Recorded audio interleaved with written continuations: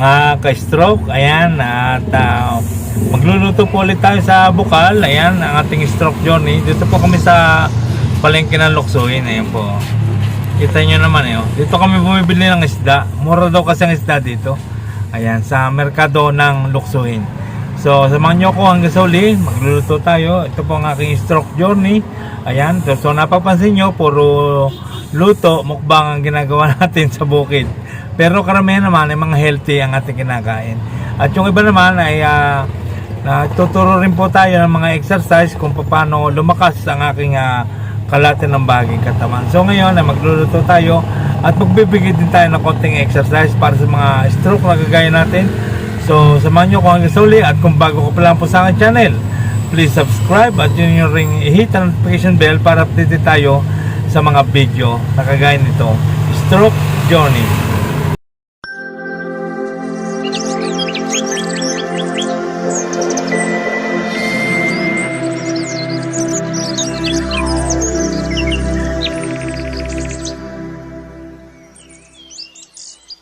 Good morning, Antonio's Farm. Magluluto tayo ng ginatang suso na may kalabasa at inihaw na tamban. So everybody is abala dahil binubutas nila ang ibabaw ng suso para madaling susuhin, madaling supsupin.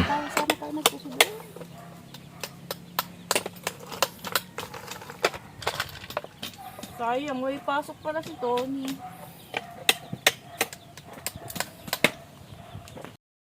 Bago namin ito ugasan ay binabad muna namin ito sa tubig para maalis ang mga putik-putik. Iba't iba rin ang klase ng kuhol. Ang tawag ko dito ay golden kuhol. Yan. So masarap po ito.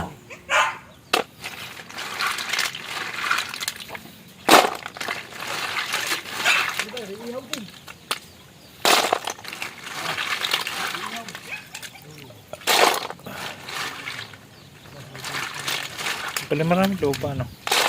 Yun na yung kulay. Sa balat, ano?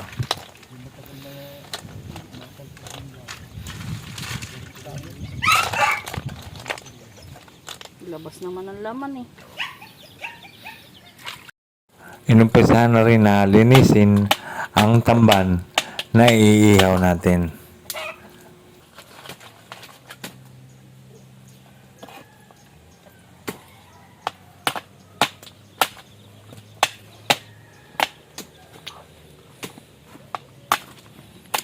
Kahirap mag-abang sa buko.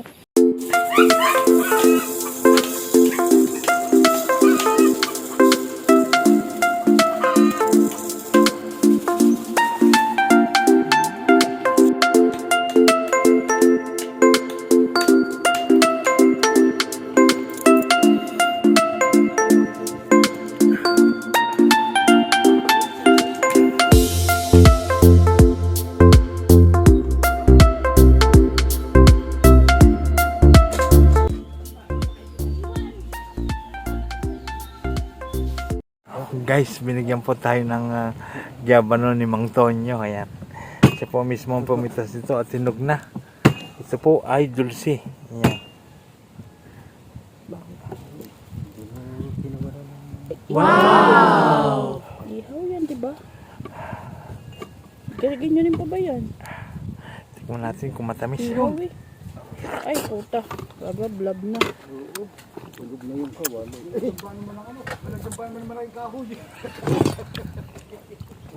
Tamis. Tamis.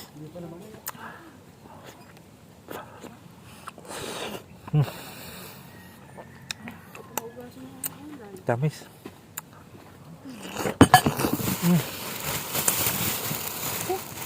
Tuluan naman ay kabag.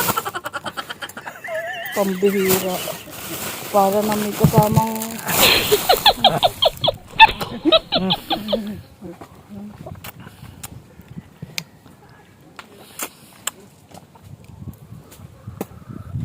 tamis. Para siyang atis, no? Pagka yung hinog na yun, malalaki lang iblan niya ng guyabano. At saka, this is a miracle fruit.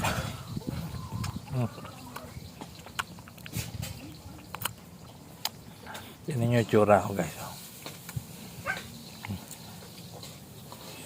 Hinog na hinog siya. Hindi po yan pakbet. Yan po ay kalabasa at sitaw na isasama natin sa ginataang suso. Ginataang suso. Yan.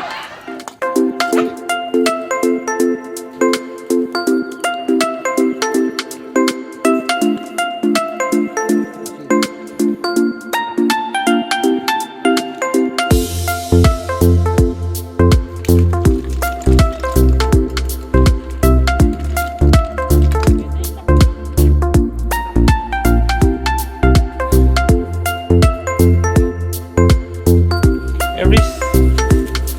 Eris. Good boy. Good boy.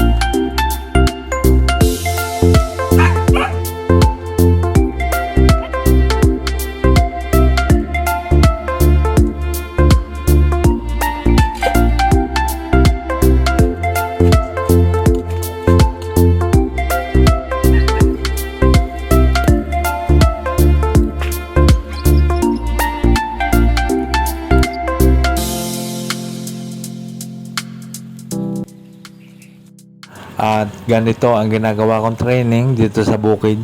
Naglalakad ako sa rough road. Tapos ina-exercise ko din ang aking kamay. Nag-overhead reaching ako. Ginagawa ko yan ng 10 repetition. At pagkatapos ay side to side reaching. Yan. Ganyan ang ginagawa ko pagkatapos ay diagonal reaching. Ayan. Gawin po natin yan ng 10 repetition sa araw-araw. Pero talaga ako maglakad pagka sa rough road. Kaya gumagamit pa rin ako ng foot wrap. Ayan ang foot wrap ko. Ayan. Ay na po. Tama pala yun. Nagpapanik din. Hindi. Nalulungkot naman ang kahoy ko doon. Huwag ganito, mama. Teka mo, may plato yan. Meron kami dalang kanin. Baka hindi walang kanin. Kain. Hey! Mainit pa kanin. Oo. Kainin pa. Kahangon lang. Sabi mo ito, Ang sarap. Kain na, uncle. Kaya na ba yun? Ba. At kumain. Ano yung dala mo pagkain? Tuwa na naman ang atin. Hindi rin nag-aano. Ayun, nagpapanik. Kanina pa yan. Ayaw niya. Ayaw din dito. No? Tumula lang. Nakabutan niyo baston niyo. Oo. Pumasok? Nakabutan niyo pa. Oo. Jabi-dyan na muna kayo, ha? He! Nado ko. Marlon ako na. Jacob, Era. Jacob, oh. Jacob! Huwag mo. Eri na. Oh. Ba yung dalawang asong ligaw, wala. Binugaw ko muna. Abi ba na, nangangagaw na. Kagutom. Saan na? Sinarado ang kubo. Hindi. Ha?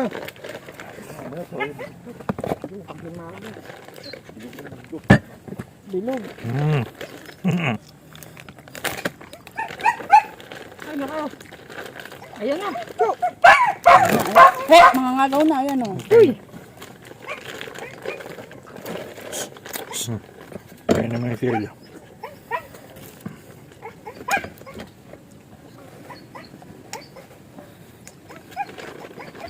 Ipas pa pa. Malamig ka. Ano yan? Ina. Iyo, amo. Yan ang binigay ni Emerita. Hindi ko ulang. Hindi ko naman tinipin. Ay, matiga. Dati nga sa face. Yeah. Hindi ko alam ano, kung manok ng ano. May yelo pa, ano? Binabas ko lang sa brown nila yan. Pakain nila yung mainit tubig. Kain na. Pinakain na. Nagtanghali, ano ba kayo? Hindi nga. Sabi ba, ano? Kanina wala pang hanggang kumain. Madami sinain. Nag-inis muna ng kalang. Pagsam. Nasa plaza. Pupunta dito mama. Ano? Ano ba ito?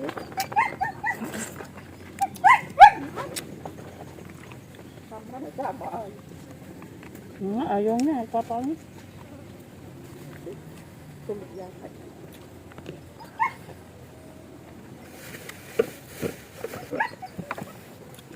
May pasok pa. May yaban pa. Huwag niyo hagis na sa may paan niyo, baka dyan mag-away. Marihuan. Inumin na lang, tapos na. Inumin, tapos na. Na? Umuwi ka na.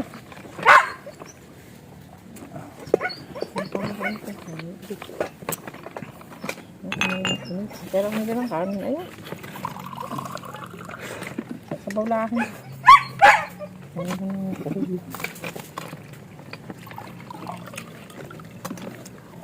Baka nakakabili ng kuhon na din. Nukluhin. Ayun. Kasama ko si ama. Hindi ko kasi alam yung first time ko na malawang ko doon. Tinanong ko muna kay ama kung alam niya yun. Oo naman. Yun. Hindi ko alam na doon pala na. Sabi ni Amay, diretso lang yun. Ayun pa rin. Isda. Bakit Meron mo pa ito ilan? lahat? Mano kumain ka na? Bakit busog pa yun? Kumain niya na. Hoy! Sige, pili ka pa ng katain. Teres! Hindi natin yun. Kaya na ba? Wala pa ito. Wala pa Sabi niya tubig. Mineral ang ginagamit namin ng ubos naman. Kaya din namin ang gas sa dahon. Sabi niya ano yun. Sabi ng ubos namin lahat din yung mineral.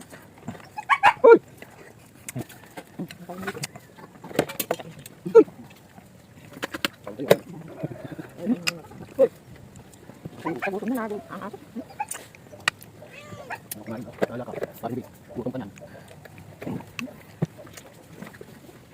Bula. Baka yung bumili na. Ang kamay.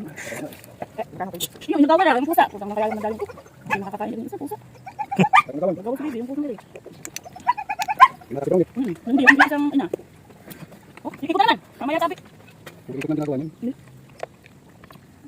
Wala na maki-wifi. Meron. Pagkaalam natin, magbablog. Dini ka na. Usok doon, tumakot sa kanilang kalan.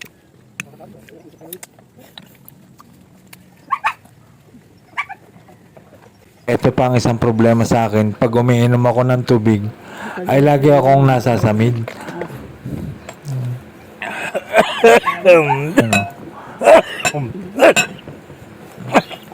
Kaya harap ako uminom ng tubig. Gawa naman siguro pagkaka-stroke. Ayan, so mga ka-stroke, maraming salamat po sa panonood.